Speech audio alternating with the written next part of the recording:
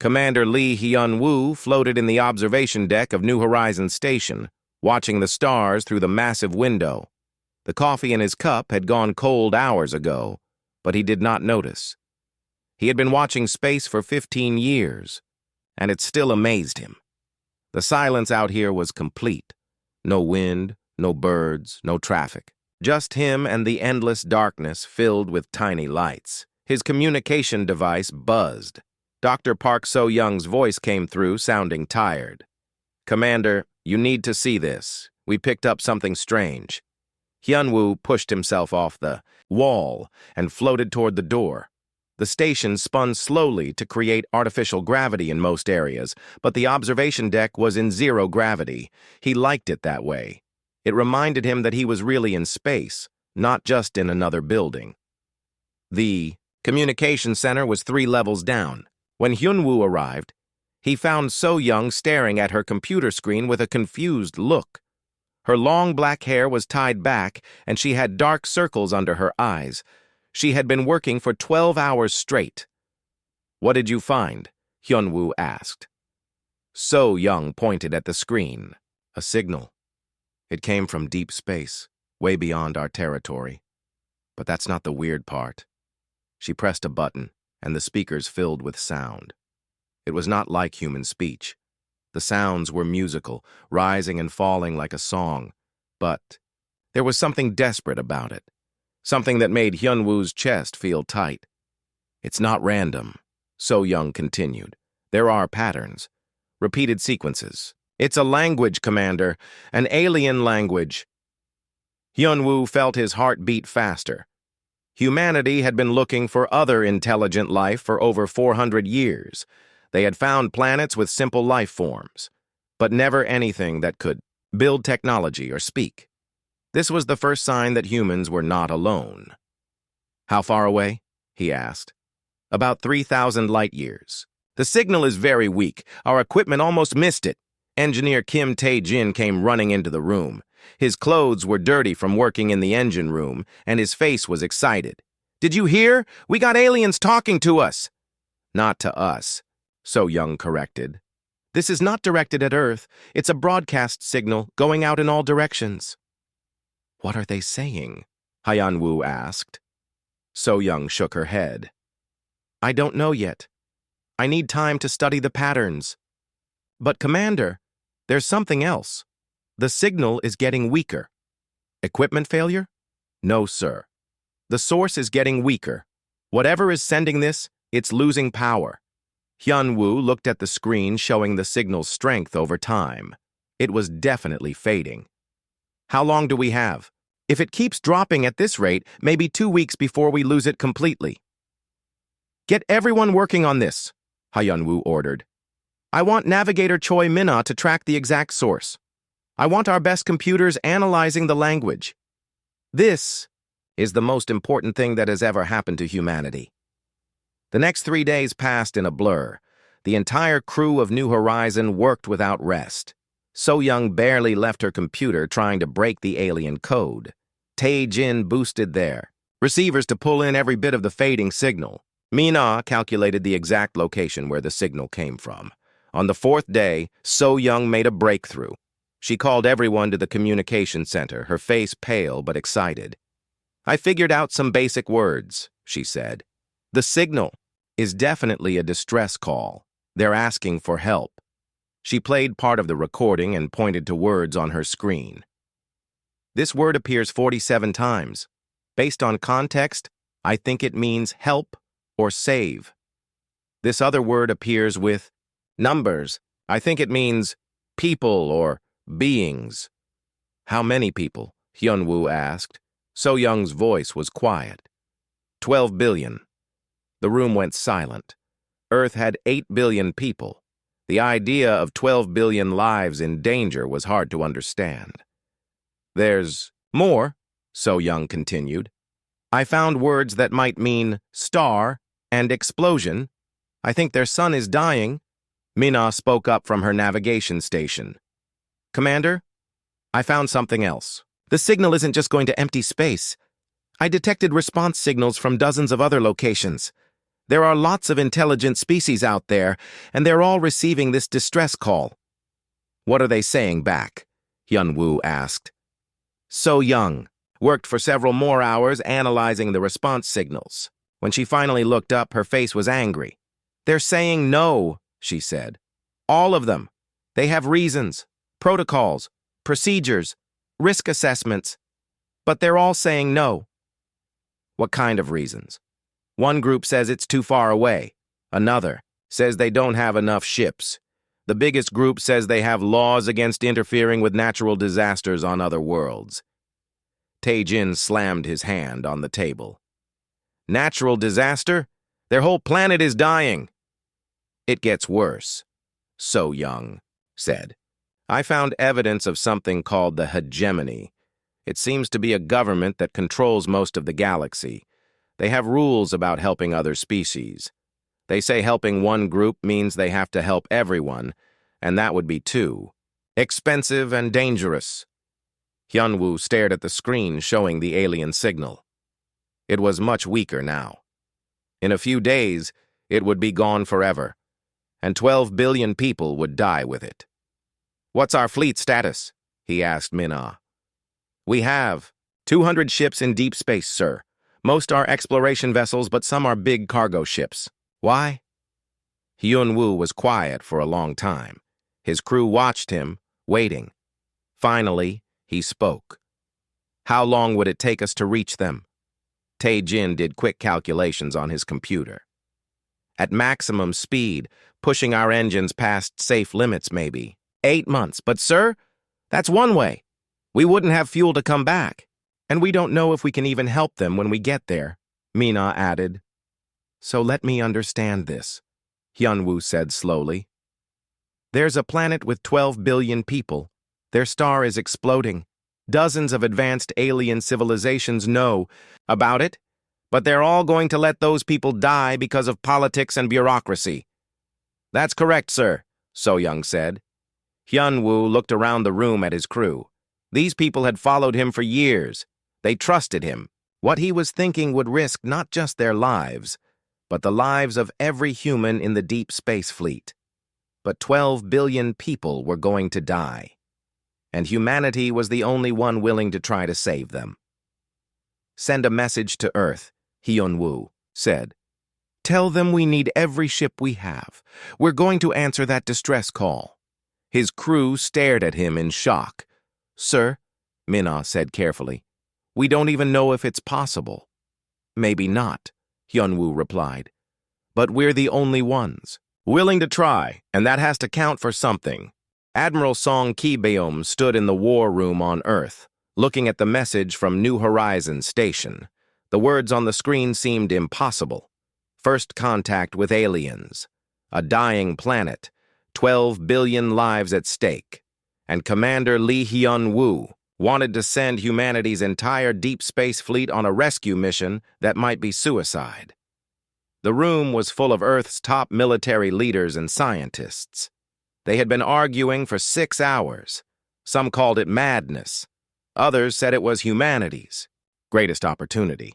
A few wondered if it was even real. The signal could be fake, said General Martinez. How do we know this isn't some kind of trap? Dr. Lim Jae-wook, Earth's best physicist, shook his head. I've analyzed the data. The signal shows signs of authentic alien technology. The language patterns are too complex to fake. This is real.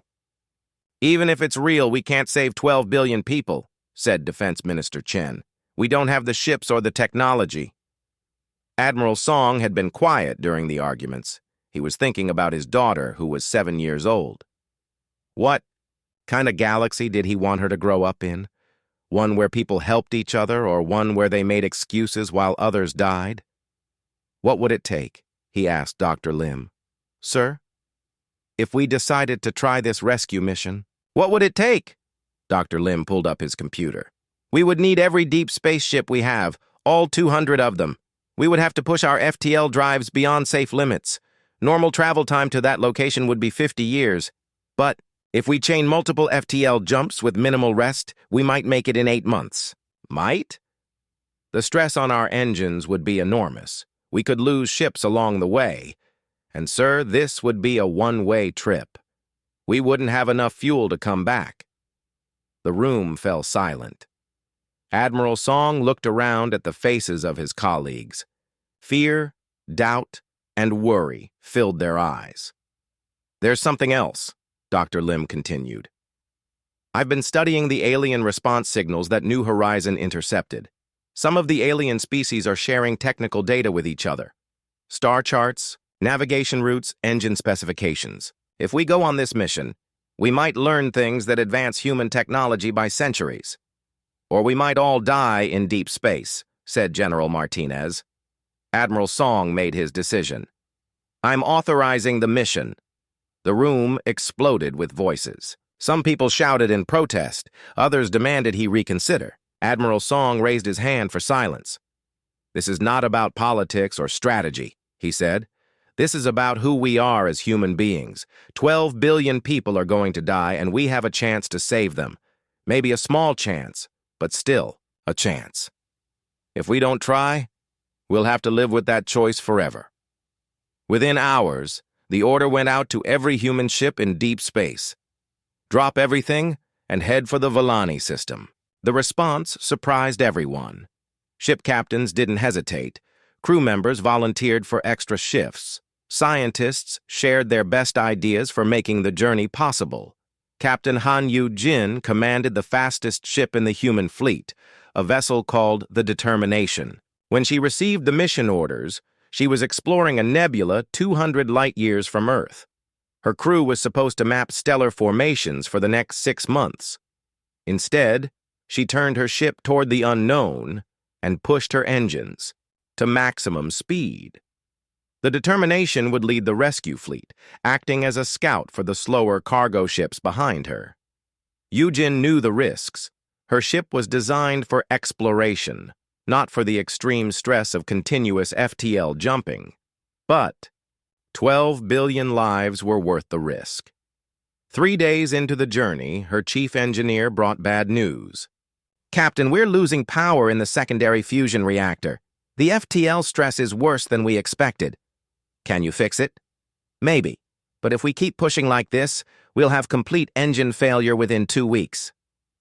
Yujin looked at the star map on her screen. They had covered less than 10% of the distance to the Volani system. "Do what you can. We're not turning back." Meanwhile, something unexpected was happening. As the human fleet traveled through space, they started receiving messages from alien ships. Most were warnings to stay away from the Volani system, but some were different. Dr. Park So-young, still working on New Horizons Station, translated the messages as they came in. "Commander Hyun-woo, you need to hear this. Some of the aliens are helping us." "Helping how?" "They're sending star charts, navigation data, better routes through space. A few are even sharing technical information about FTL travel." "Why would they do that?" "I'm not sure. But listen to this message I translated. It's from a species called the Keth. They say, 'We cannot help the Volani because of our laws, but perhaps someone who is not bound by our laws can succeed where we have failed.'" Similar messages came from other species. The Yilan sent data about space hazards along the route. The Moor shared information about emergency ship repairs. The Vexti provided maps of solar systems where the human fleet could rest and refuel. Captain Yu-jin received much of this data, directly. With the alien help, she was able to find better routes and avoid dangerous areas of space. Her ship was still failing, but the journey was becoming possible. "It's like they want us to succeed," her navigator said. "But they can't help directly." "Politics," Yu-jin replied. "They have rules and treaties that stop them from acting, but we don't have those rules." On the 5th day of the journey, disaster struck. The Determination's main FTL drive overloaded. During a jump, the ship dropped out of faster-than-light travel in the middle of empty space, with sparks flying from control panels and alarms screaming throughout the ship. "Damage report!" Yu-jin shouted. "FTL drive is offline," her engineer called back. "We're running on backup power only. At this rate, Life support will fail in 18 hours. Yujin stared at the darkness outside her ship. They were hundreds of light years from the nearest human vessel, too far for any rescue. This was how she would die, floating in empty space, while trying to save people she had never met. Then her communication officer spoke up. "Captain, I'm receiving a signal. It's not human." On the screen appeared an alien ship unlike anything humans had ever seen. It was beautiful and strange, with flowing lines that seemed more grown than built. A voice came through the speakers, speaking careful English with an odd accent. "Human vessel determination. This is the Keth ship Silent Wind. We are not permitted to help with your mission, but we are permitted to assist ships in distress. Will you accept our aid?" Yujin smiled. "Yes, we accept your aid." As the alien ship moved closer, Yujin realized something important.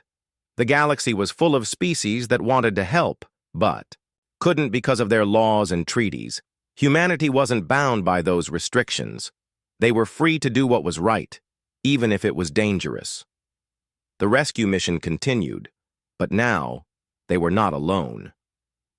The human fleet dropped out of faster-than-light travel and found themselves facing the largest gathering of alien ships in galactic history.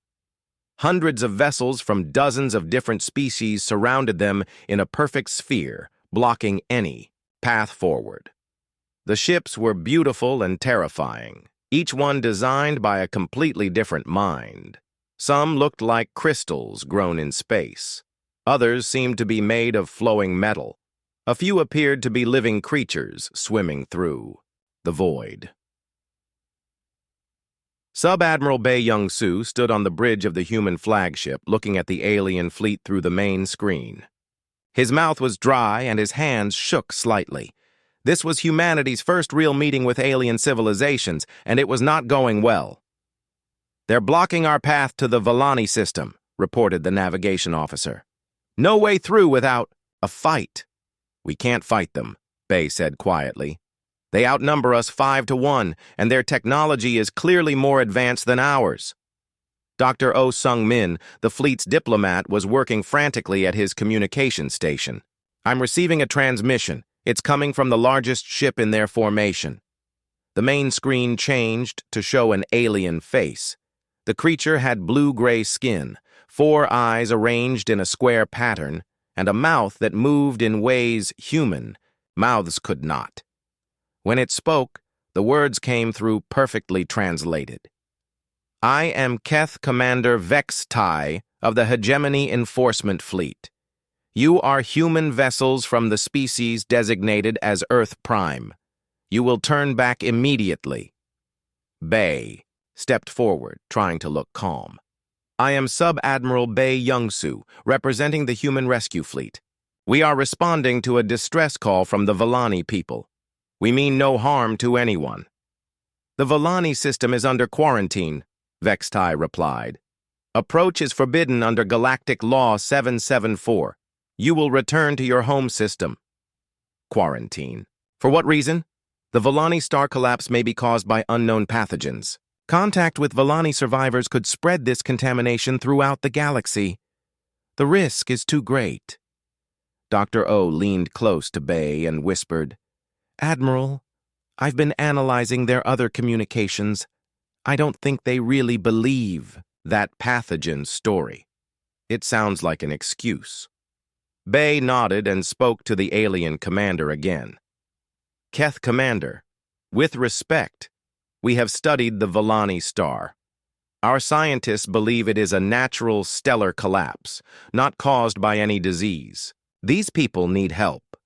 Your scientists lack the experience to make such judgments. The Hegemony Council has decided. You will withdraw. And if we refuse?" Vex Tai's 4 eyes focused on Bae with what might have been surprise. "Refuse? You are one species against the combined might of the Hegemony. Your ships are primitive. Your weapons are weak. You have no allies.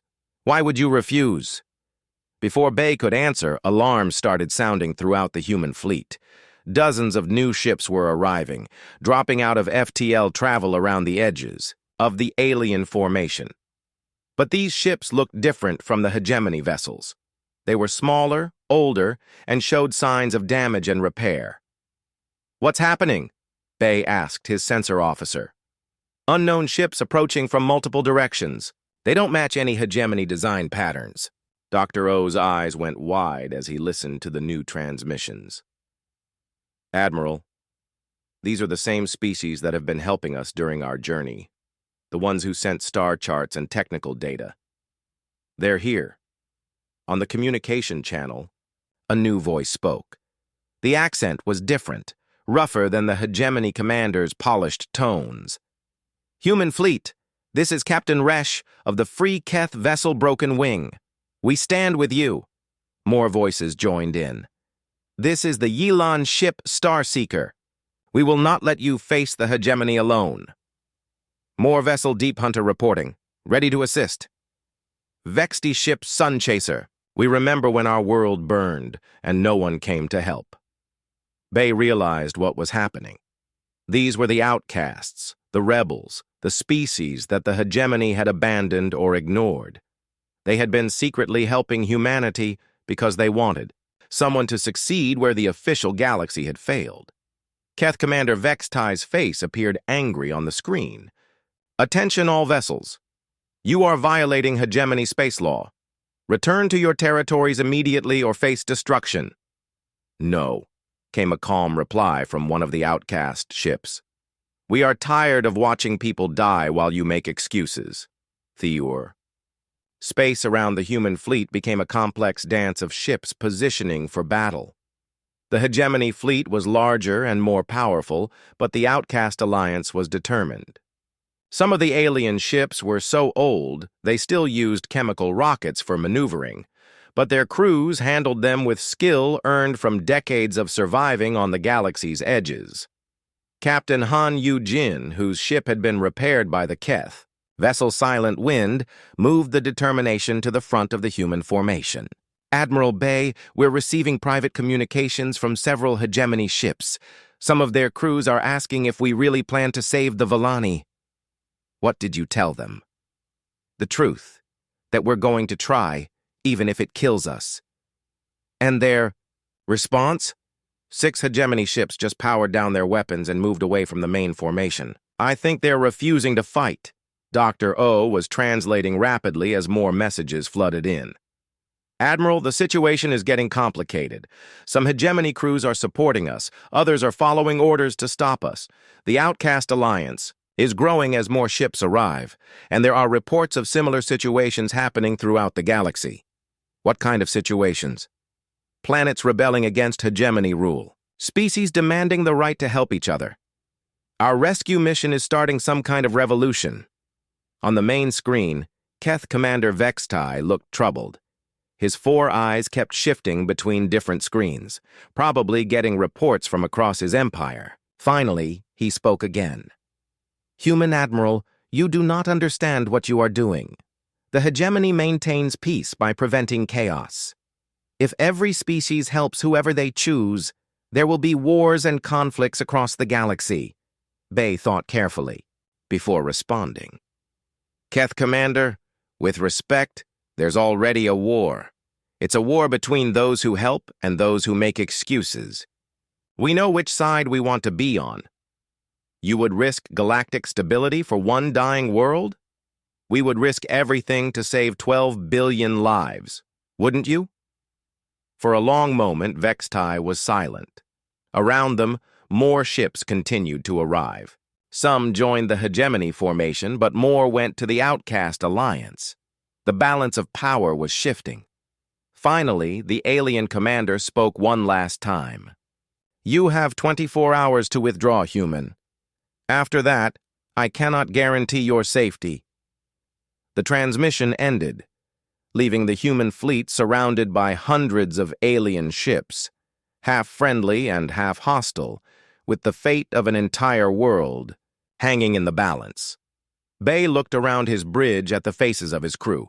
They were scared, but they were determined. Humanity had found its place in the galaxy, and it was exactly where they had always belonged, standing up for those who needed help no matter the cost. The Coalition fleet emerged from faster-than-light travel at the edge of the Volani system, and everyone fell silent. The dying star dominated the view, swollen and red, with massive flares shooting out millions of kilometers into space.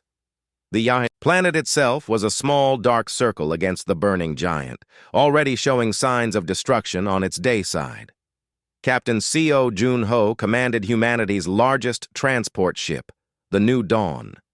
His vessel was designed to carry cargo between star systems, but today it would carry something far more precious. He stared at the readings on his screen and felt his heart sink. "How long do we have?" he asked his science officer. 6 days, Captain. Maybe less. The star is collapsing faster than our models predicted. Engineer Yoon Da-eun was already working at her station, pulling up ship designs and making rapid calculations. She had volunteered to lead the conversion teams that would turn cargo ships into emergency shelters. The work was dangerous and had never been tried before, but it was their only hope. "I need every ship with significant cargo space," she announced, over the fleet communication system. "We're going to strip out everything non-essential and install life support pods. Each ship should be able to hold about 50,000 Volani." 50,000 per ship? SEO asked. "That's impossible. Our ships weren't designed for that many life forms." "They'll have to be," Da-eun replied grimly. "We have 200 ships. If each one takes 50,000, that's 10 million. We need to save 12 billion. The math was terrible, but they had to try. As the human and alien ships spread throughout the system, work crews began the largest emergency construction project in galactic history. They ripped out cargo holds and installed portable life support systems. They converted engine rooms into living spaces. They turned every available corner into sleeping areas. Meanwhile, Dr. Park So-young had established communication with the planet's surface. She was talking to Mira Volani, one of the last working scientists on the dying world. The conversation was heartbreaking. "How many people are still on the planet?" So-young asked. 12 billion, Mira replied through the translation system. "Our evacuation ships failed 3 months ago. We have some underground shelters, but they won't survive the final collapse. We're working on a solution. Our ships are being converted to emergency shelters." "You don't understand," Mira said, her voice filled with despair. "Our people cannot survive in your ships. We breathe different air. We need different temperatures. Your life support will kill us." So-young felt panic rising in her chest. "What do you need?" "Nitrogen methane atmosphere. Temperature of -40 degrees, low gravity environment, and our people. They don't handle stress well. Being crowded together in small spaces will cause psychological breakdown." Da-eun listened to the conversation and immediately began new calculations. "I can modify our life support systems for their atmosphere.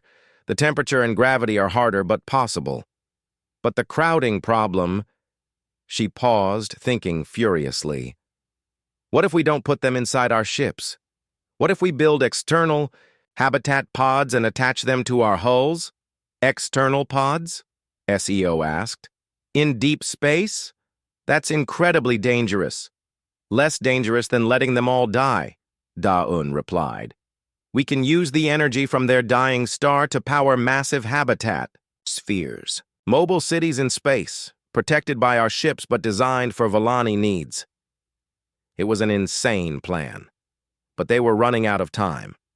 Work crews from dozens of species began building the habitat pods. Human welders worked alongside Keth engineers and Yilan technicians. The language barriers were enormous, but desperation made them creative. When words failed, they used gestures and drawings. Captain Han Yu-jin coordinated the evacuation flights from orbit to surface. Her ship, the Determination, made trip after trip through the increasingly dangerous atmosphere as solar flares grew stronger. Each flight brought up 50,000 Volani refugees packed into transport pods that were barely holding together. "Captain," her pilot called out during one flight, "the solar activity is getting too dangerous. We're taking radiation damage with every trip." "How many more trips can we make?" "Maybe 20. After that, our ship won't be safe to fly," Eugene looked at her calculations. 20 trips meant 1 million Volani saved. That left 11 billion still on the planet. "We need more ships making surface runs." But most of the coalition fleet was busy building habitat pods or fighting off hegemony ships that were still trying to stop the rescue. The math was getting worse by the hour. On the planet's surface, Mira Volani watched through her telescope as the strange alien ships worked frantically in space above her world. Her people had given up hope months ago when their own evacuation failed. But these aliens, especially the humans, refused to give up. "Why are they doing this?" asked her assistant, a young Volani named Kex. "They don't even know us." "I don't understand it either," Mira replied. "But I'm grateful." The solar flares were getting stronger, making communication difficult. The planet's surface was already burning in many places. Underground cities were reporting power failures and life support problems. Time was running out. Yoon Da-yoon had been working for 48 hours straight when she made another breakthrough. "I can use the star's energy output to power much larger habitat pods. Instead of 50,000 per pod, we can fit 500,000. "Is that safe?" asked Seo. "No, but neither is letting them die." The new supersized habitat pods were built in 18 hours. They looked like giant soap bubbles attached to the sides of human ships, each one kilometers across and filled with breathable atmosphere for the Volani. The engineering was rough and dangerous, but it worked. As the evacuation continued, something unexpected happened. More ships kept arriving in the system. Not just outcast vessels, but official hegemony ships whose crews had decided to help despite their orders. The word was spreading across the galaxy. Someone was actually trying to save the Volani, and it was working. With 48 hours left before the star's final collapse, they had saved 8 billion Volani. 4 billion remained on the planet, trapped in underground cities as the surface became uninhabitable. Captain Yu Jin's ship was barely functioning after dozens of trips through the radioactive atmosphere. Her engines were failing, her hull was cracked, and her crew was exhausted. But she kept flying. "Captain," her engineer called out, "we can't make any more surface trips. The ship won't survive another entry into that atmosphere." Yu Jin looked at the planet below, knowing that 4 billion people were still down there. The solar activity was too intense for any ship to safely approach. The evacuation was over, but they had failed to save everyone. Then Dr. Kwon Seok-jin, the fleet's astrophysicist, made an announcement that changed everything. "I have an idea," he said over the communication system. "It's completely insane, but it might work. What if we use the star's explosion to save everyone?" Dr. Kwon Seok-jin stood in the science lab of the human flagship, surrounded by screens showing the dying star's energy patterns. His idea was so dangerous that several alien scientists had called him insane. But with only hours left before the star exploded, insane ideas were all they had left. "The explosion will release more energy than our entire fleet uses in a year," he explained to Fleet Admiral Jang Hye-rin over the communication system. "If we can capture just a tiny fraction of that energy and channel it into our FTL drives, we could jump the entire rescue fleet to safety in one massive coordinated leap." "Including the habitat pods?" asked Admiral Jang. "Including everything. All 8 billion Volani we've already saved, plus the 4 billion still on the planet. How do we save the ones still on the planet? The surface is too dangerous to approach." Seok-jin's voice was quiet when he answered. "We don't save them from the planet, Admiral. We save the planet itself." The silence that followed was complete. Even the background noise of the ship's engines seemed to stop. "You want to move an entire planet?" Admiral Jang finally asked. Not move it! Transport it! For exactly 47 seconds, we link every FTL drive in our fleet into one massive network. The energy from the star's explosion powers the jump. We take the planet, the habitat pods, every ship, everything, and jump to a safe system 300 light-years away. Engineer Yoon Da-yoon was listening from her workstation. The stress on our ships would be enormous. Most of our FTL drives would burn out. We might lose half the fleet. And if we don't try, we lose 4 billion lives, Seok-jin replied. Admiral, Jang made the decision quickly. Do it. How long do we need to prepare? 6 hours. Every ship needs to modify their FTL drives to work in the network. It's never been tried before, so we'll be making it up as we go. The next 6 hours were the most intense in human history. Every engineer, every technician, every crew member worked without rest.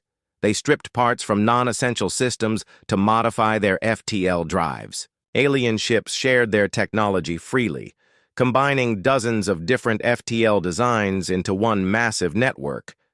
Captain Han Yu-jin's ship, the Determination, was barely holding together, but her crew refused to abandon the mission. They worked in radiation suits as their hull leaked air, welding connections that might not hold under the stress of the network jump. Mira Vellani, still on the planet's surface, coordinated with Dr. Park So-young to prepare her people for what was coming. Tell them to get into the deepest shelters they have, So-young advised. The jump will feel like the worst earthquake in history, but it will only last for 47 seconds. And if it doesn't work? Mira asked. Then we all die together. But at least we tried. As the final hour approached, something unexpected happened. Keth Commander Vextai, who had been ordered to stop the rescue mission, contacted Admiral Jang directly. Human Admiral, my government has ordered me to prevent this action. They say it's too dangerous and could damage space-time in this region. Are you going to stop us? Jang asked. There was a long pause. No. I have seen what your species can accomplish when you refuse to give up. My ship will join the network jump. Your government won't like that. My government has never tried to save 12 billion lives in one day. Some things are more important than following orders. More hegemony ships joined the network as word spread. Captains throughout the fleet were making their own decisions about what was right. The careful political structure that had governed the galaxy for thousands of years was breaking apart, replaced by something new, the simple idea that helping others was worth any risk. With 10 minutes left before the star's final collapse, the network was ready. Over 300 ships from dozens of different species had linked their FTL drives together. The energy patterns showed a beautiful and terrifying web of connections spanning the entire star system. All ships report ready, announced Captain Seo Jun-ho from his transport vessel. His ship carried 2 million Vellani in habitat pods, and he could feel the weight of their lives in his decisions. The star began its final collapse. Energy readings spiked beyond anything their instruments could measure. Space itself seemed to bend and twist around the dying giant. On the planet below, the last 4 billion Vellani huddled in their deepest shelters, trusting aliens they had never met to save their world. Network jump in 10 seconds, announced Dr. Seok-jin. All ships maintain connection. Do not break the link no matter what happens. The explosion began. For a moment that lasted forever. The star turned itself inside, out. Energy that had been building for millions of years erupted outward at nearly the speed of light. The network of ships caught that energy like a web catching lightning and channeled it into their linked FTL drives. Space screamed. Reality bent in ways that hurt to watch. The planet, the habitat pods, the rescue fleet, everything in the system was caught in a bubble of twisted space-time that moved faster than physics should allow. Ship hulls groaned under impossible stress. FTL drives overloaded and burst into flames. The network held for exactly 47 seconds, then collapsed in spectacular failure. When the light faded, they were floating in empty space 300 light-years away. The planet hung safely in front of them, scarred but intact. The habitat. Pods were still connected to their ships. Most importantly, life support readings showed that all 12 billion Villani had survived. Captain Yujin looked at her damage reports and started laughing. Her ship had no working engines, no FTL drive, and was leaking air from a dozen hull breaches. But they had done the impossible. "Fleet Admiral," she reported, "mission accomplished." The aftermath changed everything. News of the rescue spread across the galaxy faster than any ship could travel. Species that had been abandoned by the hegemony began demanding help. Worlds that had suffered in silence found their voices. The old order collapsed within months, replaced by the Galactic Rescue Alliance. Commander Lee Hyun-woo, who had started it all by deciding to answer a distress call, became the first human to address the new galactic government. His speech was simple. No one gets left behind, not anymore. The Villani, grateful beyond words, shared their advanced technology with humanity and the other species who had saved them. Together, they built refugee fleets and rescue stations throughout the galaxy. 5 years later, Dr. Park So-young stood on New Horizons Station, now the headquarters of the Galactic Rescue Service. She was listening to distress calls from across the galaxy, but now each call received dozens of responses. Ships from hundreds of species raced to help wherever they were needed. The distress call that had started everything was still broadcast throughout the galaxy, but now it carried a different message. It was no longer a cry for help, but a promise. If you call, someone will answer. Humanity had found its place among the stars, and it was exactly where they belonged.